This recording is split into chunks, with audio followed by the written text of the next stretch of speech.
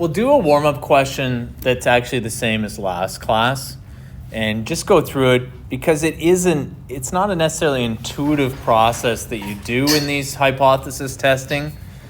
So we can just read through this one. It says the minimum international standard diameter for a tennis ball, this is true, is 6.541 centimeters. Like baseball, you know how there's all the controversy in baseball about them changing the ball, the weighting, maybe you don't know. But anyways, there's been a lot of controversy that baseballs have changed and it's helping the pitchers. And they argue that there's different things out there. Similar thing can happen in tennis. And so they say a sample of 500 tennis balls manufactured by a company was taken. And the mean diameter of the sample was this. And the sample standard deviation was this. So most things that they create or manufacture will have a limit to how much off of the mean they can be. But when you're dealing with 1/1000th of a centimeter, it's not going to really make a huge difference.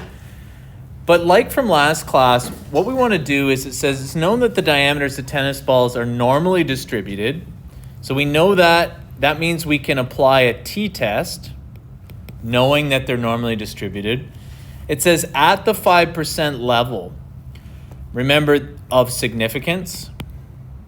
So they're giving it to us as 5% of significance, which is 0.05, or we talk about it in 95% confidence. So significance gives you the lower number, confidence is the higher number. Is there sufficient evidence to conclude that the tennis balls produced by the company do not meet the minimum international standard diameter? So they're saying, are they enough of a difference? And this is where you can apply that test. The first thing we need to do, step one, is to state our hypotheses. Before I do that, I'm just going to say let mu represent the population mean diameter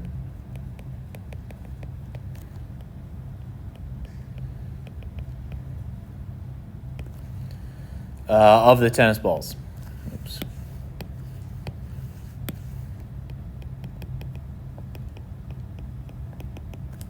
So we should state what mu is representing, and we didn't really do that last class, but we'll do it starting now just so we can add one more layer. So remember the null hypothesis, which is HO, will always be that there's no change. So in this case, we're saying mu is equal to the original, which is 6.541 centimeters. So remember that's no difference.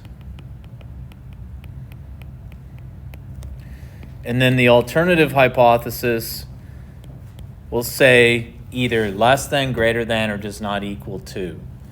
In this case, because they say the tennis balls, we want to see if we can conclude at the 5% significance level that the tennis balls do not meet the international standard diameter.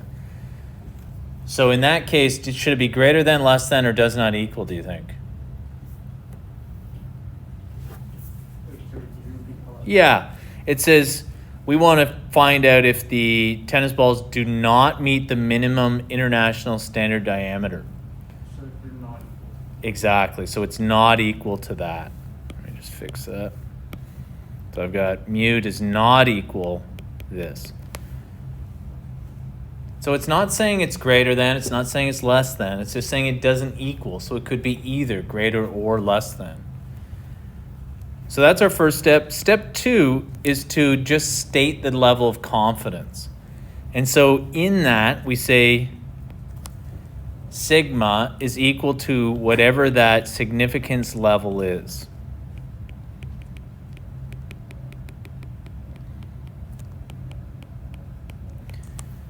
And again, you got to do this a bunch of times before you kind of remember the steps. Step three is to actually do the t-test on your calculator.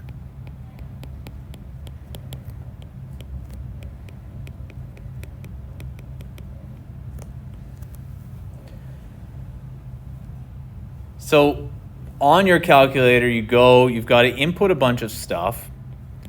First, you have the mean, which is the sample mean, and that's the one that's the different one. So that's X bar. You also have mu, which we already stated was 6.541. Then you have the sample standard deviation, which is given by S sub X. And that's this guy up here. They tell us that number, and always these numbers are going to be given. And then the other thing that's important besides the standard deviation is also the sample size, which I believe was 500. Yeah.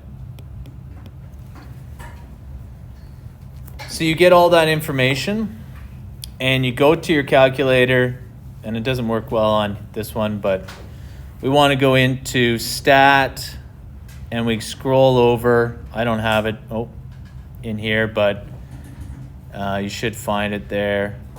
Oops. You should find in stat and plug those values in.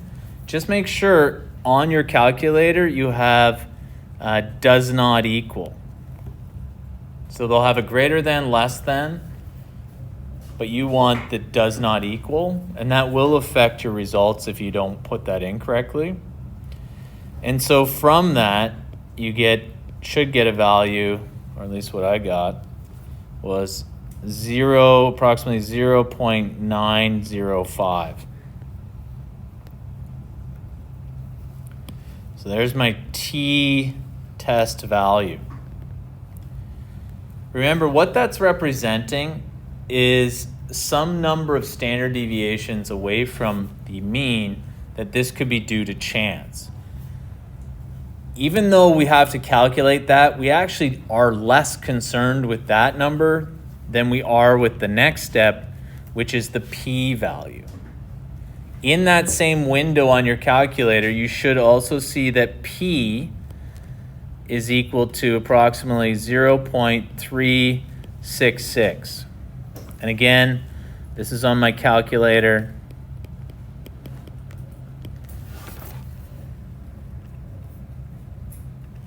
And so you should see that there.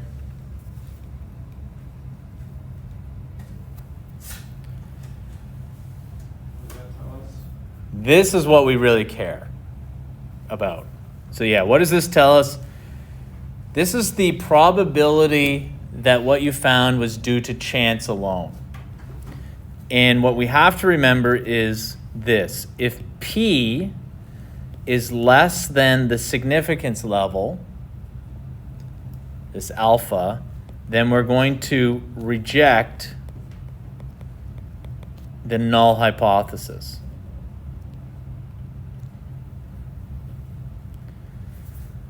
So step 5 is to compare them. So in this case, P, is it less than or greater than alpha? Greater than? Yeah, we've got 0.366 greater than 0.05. So this is what we have to interpret based on that. So what that means is that we don't have enough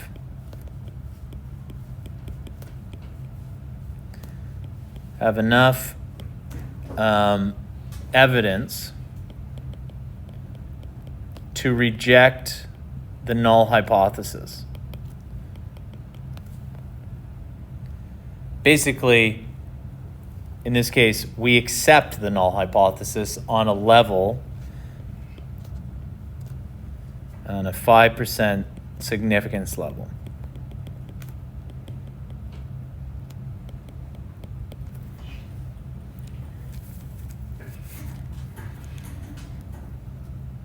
And the last step is just to understand what that means in this situation. So if you go back to the null hypothesis is that there's no difference. So the sample of 500, we're saying there's no difference on a 5% significance level between the sample and the standard diameter for tennis balls. So therefore, there is insufficient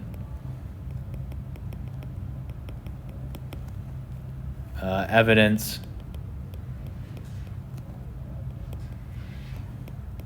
to say there is a difference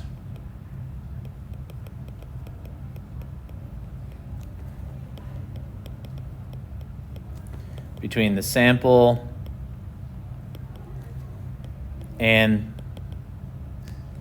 the standard tennis balls.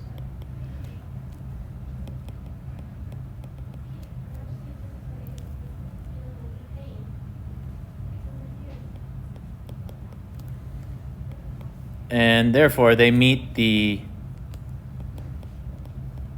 requirements.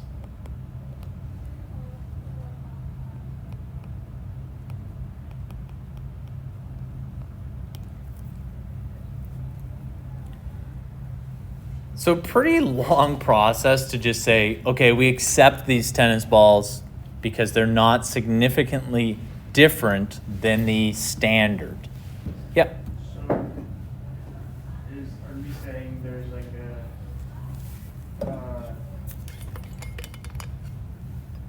63-ish% chance that it's within the sample, it's within 8-0, not because of chance? Or are we saying Yeah, we're saying it's close enough that it can't be due to chance. right? Exactly. So the p-value tells us some relative probability that we're comfortable with that probability. That's highly likely it's not due to chance. Yeah. Do you have to use this vocabulary? Well, I know you want to shorten it, don't you, Kier? Yeah. So you do have to say if you reject HO, and you should be saying there's sufficient evidence to reject it or insufficient evidence to reject it. And therefore, I could have shortened the last part, part 6. I could have said, therefore, they do meet the requirements based on accepting HO. Yeah. But it is important, I think, to understand it, and writing it out often will help to do that. Any other questions on that one? Okay. What we're going to look at today is very, very similar to that same process, but the setup. Hi. We're delivering. Oh, that's really nice. Come on in. We'll take deliveries. Tim Biebs? I know. Does anyone want a cookie? They're kind of the bad one. Do you want a Tim Biebs? Are those all for us? That's Soggy pretty sugar nice. cookies? Or like a shortbread type of thing.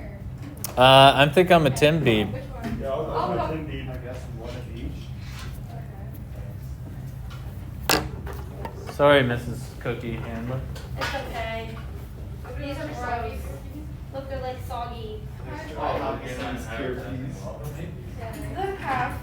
I think these are calf cookies just without the chocolate. And this was like those M&M ones you get from Costco or whatever. Yeah. What very much there, you know? Okay, so it's a chocolate birthday cake, and then the sour cream, and then the regular honey glaze. I'll do the regular and the sour cream, please. Yes, and. Why not? Thank you. Biebs. Okay, how many more for you then? Just 2 is good. Right there. Yeah. You want one? No, that's great. It's a good sample. Thank you. We didn't see him tag today. I know, where's your ugly sweater? And we On have the cookies. inside. Miss Holman I'm made with you in cookies. spirit. Super lame. You missed our gingerbread cookies. Because I went. It's going to look really similar. The only difference is before we only had one standard deviation, and now between the two populations or two samples, we're going to have both means and both standard deviations. So the only thing that changes is you have one more piece of information, which is actually more useful. So we're going to look at comparing population means with when both standard deviations are known. I literally have to get rid of these cookies and Okay. to drive. Has someone already come here? Yeah. I think they can probably eat more, There's but some more cookies. Save them for One Reds. more, one more. One more. Yeah. told you. More. Yeah, exactly. Oh, you're saying I'm skinny? You can keep it till your next period. Yeah. I'll need it. I'll be back. Oh, God. So there's a lot of applications of this kind of situation, which I think are really useful, and you may potentially use this kind of thing in your IA. You may not, but it's more likely. If you look at the example that they've given, it's a pharmaceutical company has developed a new medication to help lower cholesterol levels. To test the effectiveness of the new medication, volunteers are separated into two groups. 15 patients were given the old medication, 17 were given the new medication. This kind of situation where you want to see the effects of two different things, where you can test things out. Often in medications or in healthcare, you can see this kind of thing. It says the reduction in cholesterol levels after 4 weeks was measured for both samples. The results are shown below. So we've got the sample mean and a sample standard deviation. And these are in cholesterol levels. So below it says conduct, and this is where the question is slightly different. It says conduct a 2-sample t-test. They will tell you when to use the t-test and when to use a 2-sample t-test, and it will tell you in the question. If you were doing your IA on something like this, you would have to decide that information, but for this, they will tell you. It says to determine whether the new medication is better than the old medication, using a 5% level of significance. So remember, 5% just means 95% confidence level.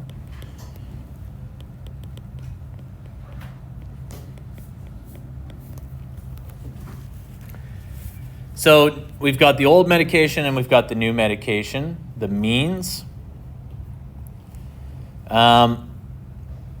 So on the next page, it says if we're given the data for 2 samples, including the deviation of both, that's when we're going to use the 2-sample t-test instead of the regular one that we did last class. That should say lesson 3.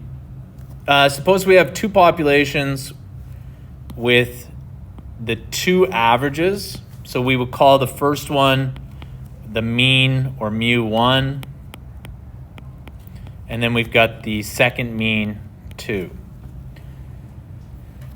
The setup of this looks really, really similar in that the null hypothesis would state that the means are equal, i.e. there's no difference between the old and the new or between the 2 different populations. So to represent that, we would say HO for null hypothesis, and we would take the 2 means and we would say that they're the same. There is no difference. Are they always the same? In our null hypothesis, they will always be the same.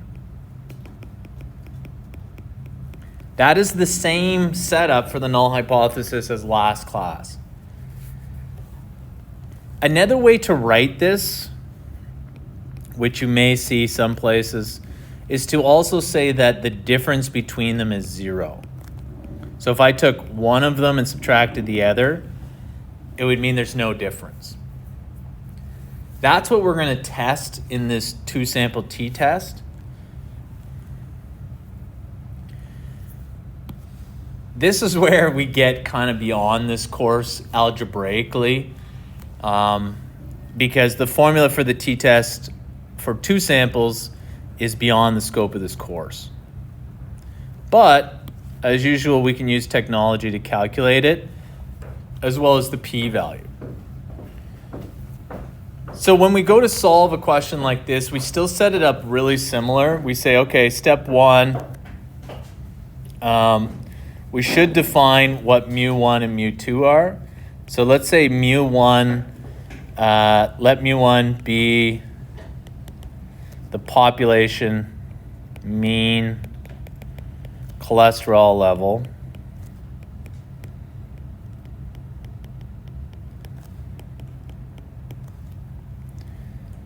Reduction of the old medication.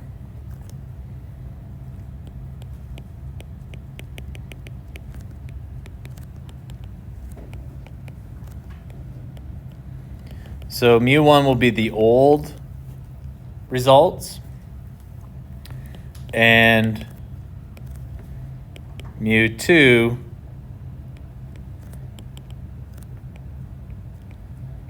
will be the population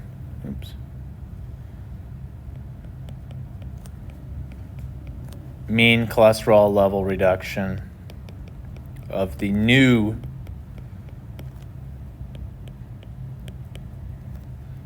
medication.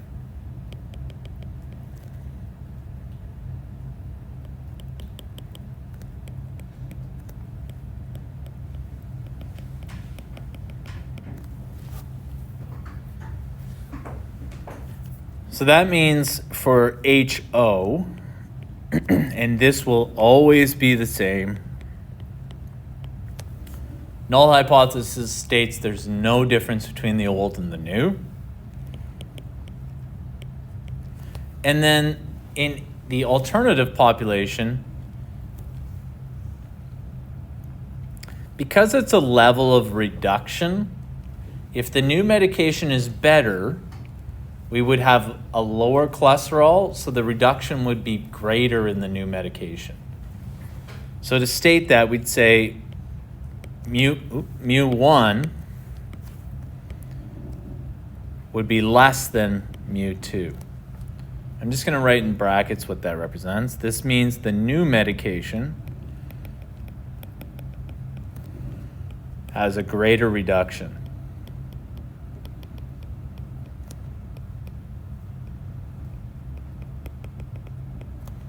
In the cholesterol. That part is really important because we need to be able to input that into the calculator. Step 2 is to always state what alpha is here, which is our significance level, so that's easy. 0.05. And then step 3 is to get the test statistic. So 2 sample t-test, and the instructions are below. So we're going to go through that. You're always going to have the two things, and you're going to have the same, or you need all three pieces of information for both the old and the new, or the first population and the second population. So they'll always have the mean of both, the standard deviation of both,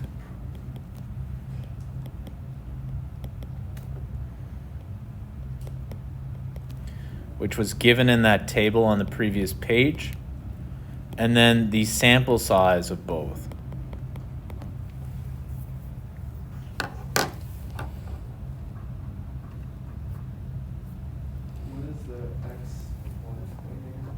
X1, so I put the 1 and 2. 1 represents the old medication, and the 2 represents the new medication. What's the actual term? So like X bar is the mean. Yeah, so this is the mean. This is the standard deviation. And this is the sample size.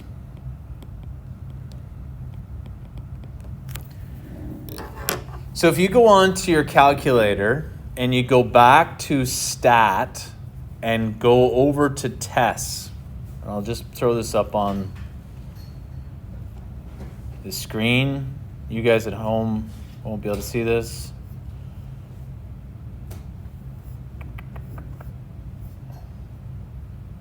Huh.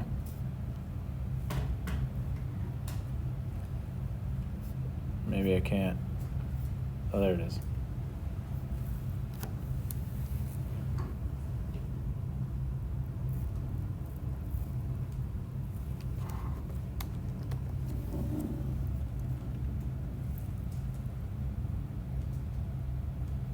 Welcome back, Alex. That's weird.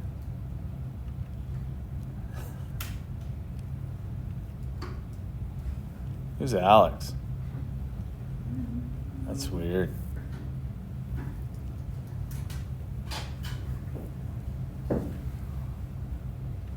Huh. Strange. Anyway, so if you get your calculator, stat, go over to tests, and you'll see two sample, there's a bunch of things there, but two sample t-test. So we click on that. We want stats, and then you put in what we had before listed. So our mean, standard deviation, sample size for each, and then you put in the second piece of information.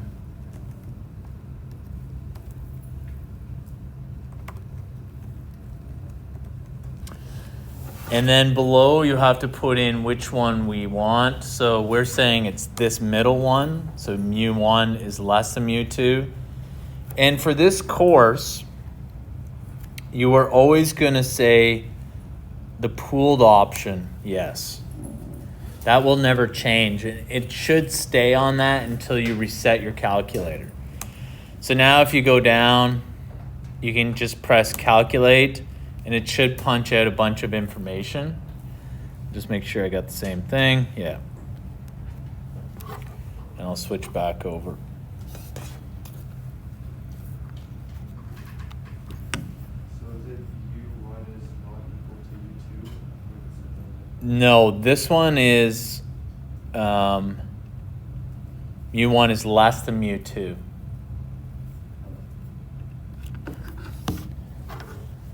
So what you should have gotten here was t is negative 5.99. Is that right? Yeah. Remember up to or down to -6? No, because I think the number after is not greater than 5. Let me just double check. Yeah, it was 1, so it's negative 5.991. So we leave it as negative 5.99. And then equally important, or maybe more important, is the p-value. I got error domain. Let me check.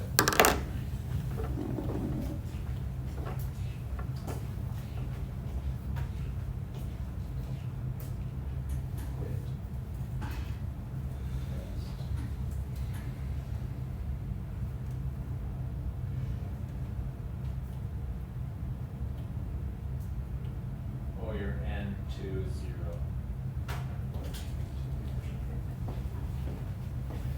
But I thought here it says 17. Yeah, on your calculator it says 0. So it's supposed to be Yeah.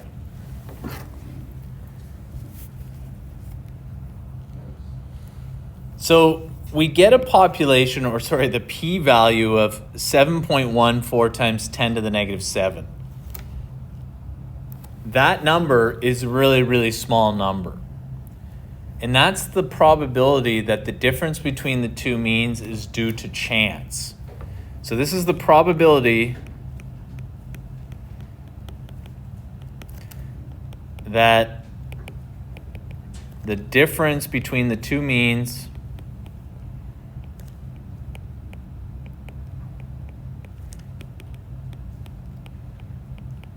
is due to chance. So if you were to interpret that, is this due to chance if you get such a small number? No. So it's not due to chance. Therefore, not due to chance. That means their differences is legit. And I like you to think that way, but ultimately you just have to remember if P is less than alpha, so I'm going to write that below. If P less than alpha, then reject the null hypothesis in favor of the alternative one. So in this case, we did, the p-value was 0.05, or sorry, the alpha was 0.05, so p is definitely less than 0.05. So we have enough evidence to reject HO in favor of H1 on that significance level of 5%. So we therefore accept H1 and conclude that the new medication reduces cholesterol more than the old medication. And you know, when you, if you go become a doctor, or even if you're just reading articles about, you know, new medications out there, this is when people won't read all of the stat stuff. They'll just go and say, is it better than the old stuff? And this is the statistical information that provides that evidence. And we just ultimately need to know, is it better? Yep, Kier? What did you say? The probability that differences between the means are due to chance, and then you said, therefore they're not due to chance. Oh, therefore the difference between the two is not due to chance. So this is the probability. The probability is so low that the likelihood that it's due to chance is basically zero. So then why are you saying now that it is due to chance? So I'm not saying it's due to chance. I'm saying the difference can't be due to chance. So I put not due to chance. Okay, and then what about the therefore? Afterwards or the one before? So this would be the therefore statement at the end. Okay. So the end statement is just to say, we therefore accept H1 and conclude that the new medication reduces cholesterol more than the old medication. So how do we know what the actual p-value is? Because that still means you have to multiply this, right? Well, so if you go, this is what the calculator spewed out right here. So we had 7.14, and then there's this e to the negative 7. So if I just take 3 sig figs, this number means this is the equivalent of moving the decimal over 7 times. Okay. Like that. So you would have 2, 3. You would have 6 zeros. Oh, like that. That's the probability. So are we supposed to calculate this with a calculator? Or Like that times 10 to the negative 7. yeah. I think anytime your calculator gives you e to the negative something, it's because it's a really small number. And if it's e positive necessarily. It's a really big number. Yeah. So do See- we need to include that in the probability? Like You say- don't, like if you were to get this question, the things you need to answer are what's the t value? What's the p value? And can you accept or reject HO? But for the p-value, can you say it's 7.14 times 10 to the negative 7. okay? So you need to include the 10 to the negative. You do, yeah. But you don't have to write it out like this with all the zeros.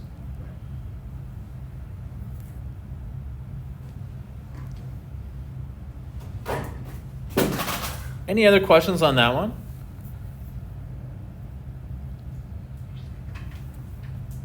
Okay, let's try one more and then you'll get to practice this a bit. And this goes back to a question that we actually started with on the first lesson. Remember this one with tomatoes? Frank's a market gardener who grows tomatoes. Last year, Frank weighed a sample of 50 tomatoes. Found that the mean weight was 106.3, standard deviation of 12.41. This year, Frank used a new fertilizer to try to increase the weight of his crop. Frank collected a random sample of 65 tomatoes. Found the mean weight to be 110.1, standard deviation of 13.1. We already did this exercise. Well, we didn't answer, we just talked about it. So now we have all the stuff we need to answer this. And this is where you're trying to see if there's a significant difference between something, we've changed it, or we've tried something new. Do we have enough evidence to say it's better or worse or whatever? So when we do this, we should state what mu represents. So mu1, so let mu1 be the mean weight of last year's, I guess it's last year's,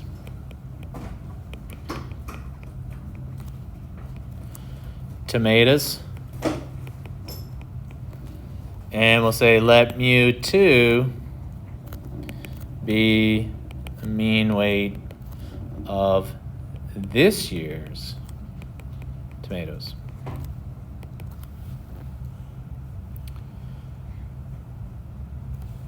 And so our null hypothesis, mu1 equals mu2, no difference. Alternative hypothesis, what's our alternative one going to be? Yeah, mu2 is greater than mu1. And you could write that the other way. So you have mu2 greater than mu1 in that order, or mu1 is less than mu2. So I'm just going to write in brackets the mean weight of the fertilized tomatoes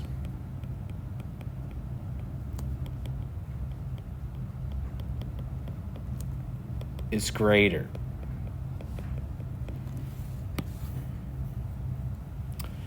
And then we can go ahead and do the two-sample t-test.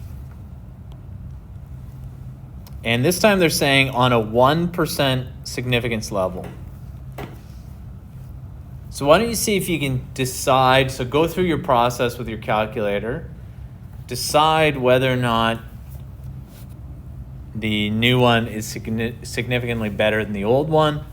Just watch your significance level this time is 1%. And that means 99% confident.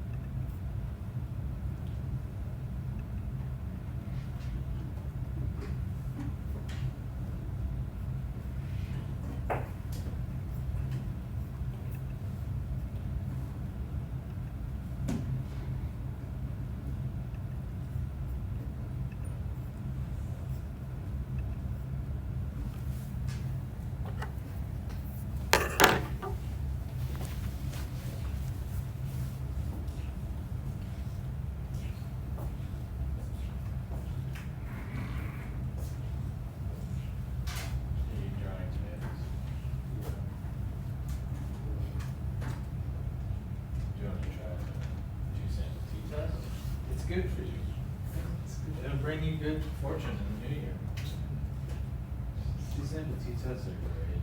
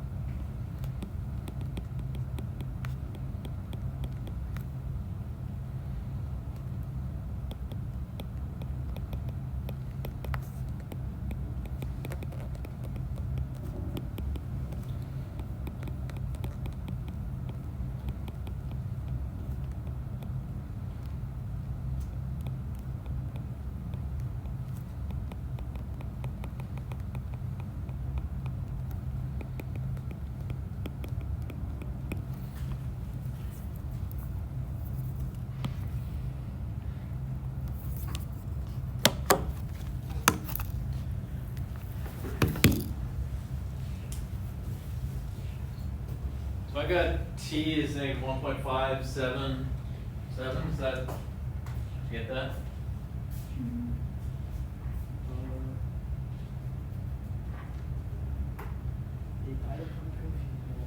Yep. So if P is smaller than that, Yeah. then you can drop H out. Yeah. And if it's greater than we accept HO. So if not enough, then let's reject. Yeah. So therefore. Exactly, yeah. And then the last part is to interpret it within that question, which means, and it's always good to go back to your original null hypothesis, which is that the two means are not different. So if we accept HO, it means the two means aren't different.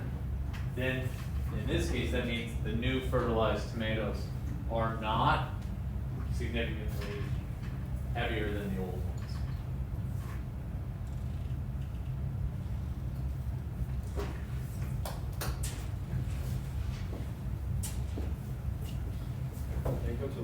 Yeah.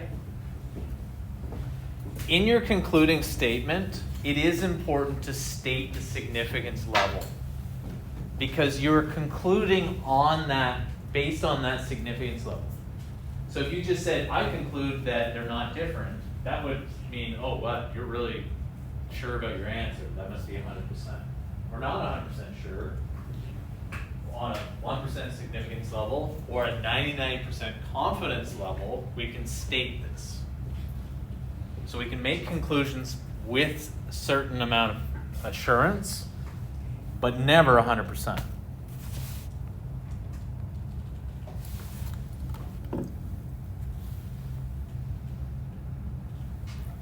So would you state that the fertilized tomatoes are not significantly heavier than the old ones on the 99% confidence? Exactly. That's exactly it.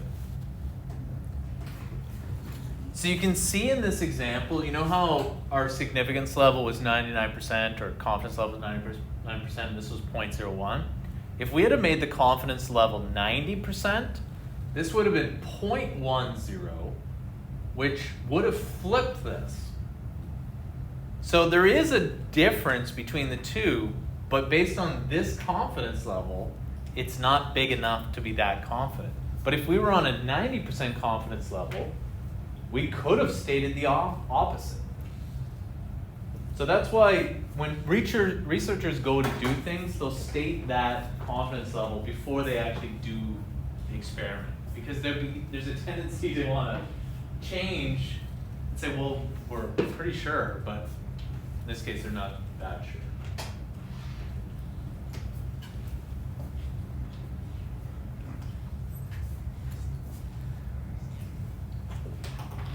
So some IA topics that might work with this specific test are things where you're comparing populations. You could compare populations from two different time periods. Remember we talked about the heights? Heights are changing. If you could get data from 5 years ago, find all the mean and the standard deviation, you can get data from today. There's your comparison. You've got graphs, you've got this 2-sample t-test to compare. There's lots of stuff you could do.